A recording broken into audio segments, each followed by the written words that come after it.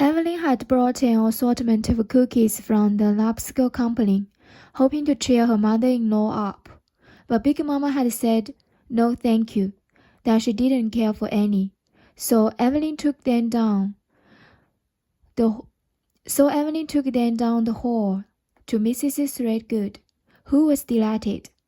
I could eat ginger snaps and vanilla waffles all day long, couldn't you?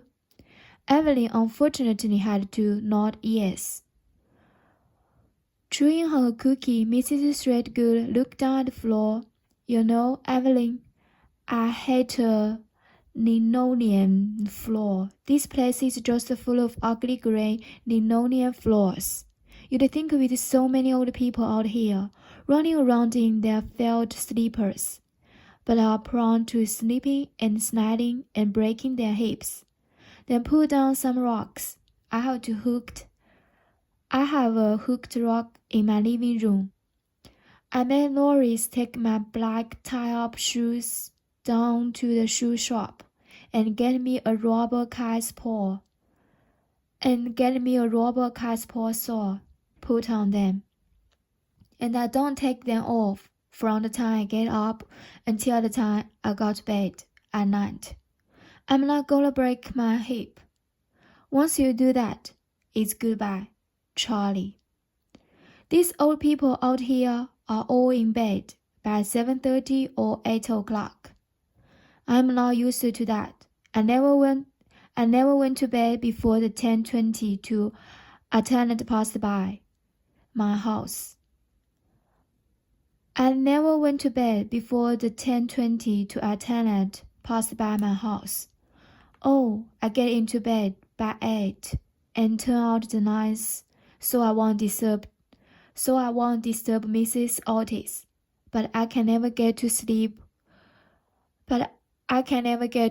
good until I hear the 10:20 blow his whistle. You can hear it all the way across town. Or maybe I just think I hear it, but it doesn't matter. I still don't go off until I do.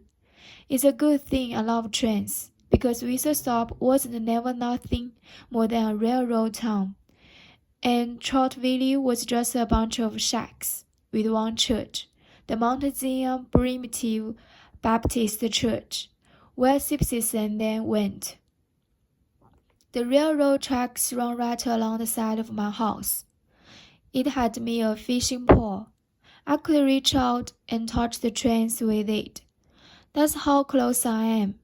So I've been sitting on my glider swing on the front porch for the past 50 years, watching those trains go by. And I never get tired of looking at them, just like the raccoon watching the cracker. I like to look at them at night the best. My favorite thing was the dining car. Now they just have a snack bar where people sit and drink their beer and smoke their cigarettes. But back before they took the good trains off, the 740 Silver Crescent from New York, on its way to New Orleans, would pass by right at supper time. And oh, you should have seen it, with the colored waiters dressed up in their starched white jackets and black leather bow ties with the finest flatware and the silver coffee pots, and the fresh rolls with baby spreads on each table, and each table has its own little lamp with a little shade on it. Of course, those were the days when the women would dress in their finest, with hats and furs, and the men looked so handsome in their blue suits. The Silver Crescent even had little tiny Venetian blinds for each window. There you could sit, just like you were in a restaurant, rolling through the night. I used to tell Cleo, eating and getting somewhere at the same time appealed to me. Iggy always said, "Nini, I think you'd rather train just to eat." And she was right too. I love that porterhouse steak they used to serve. And you'd never had a better plate of ham and eggs than what you could get on the train. Whenever the train stopped in those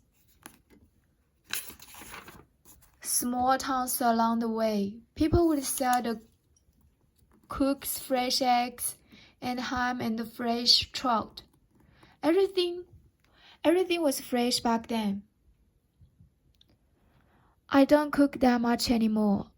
Oh, I heat up a can of Campbell's tomato soup. Now and then, not that I don't enjoy a good meal. I do, but it's hard to find one nowadays. One time, Mrs. Otis signed us up for his Meals on Wheels program, then got down at the church. But then was so terrible that I just stopped them from coming.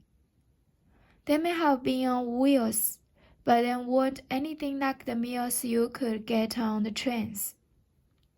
Of course, living so close to the tracks has its bad side. My dishes got all cracked. Even that Green said I won when we all went to the picture show over in Birmingham during the Depression. I can tell you what was playing. It was Hello Everybody with Kate Smith. She looked at Evelyn. Now you probably don't remember her, but she was known as the songbird of the South. A big fat girl with a good personality. Don't you think fat people have a good disposition? Emily smiled weakly, hoping this was true, since she was already on her second bag of Normal Dunes. But I wouldn't take anything for the trains. What would I have done all those years? They didn't have television yet.